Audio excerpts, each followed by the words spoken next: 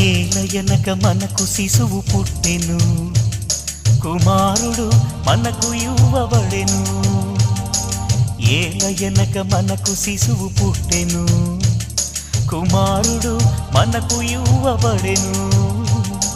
హల్లెలూయా గీతాలే పాడుదాం, ఆనందించి ఉత్సహించి ఆడుదాం. హల్లెలూయా గీతాలే పాడుదాం, ఆనందించి ఉత్సహించి ఆడుదాం. ఏలయనక మనకు శిశువు పుట్టెను, కుమారుడు మనకు ఇవ్వబడెను.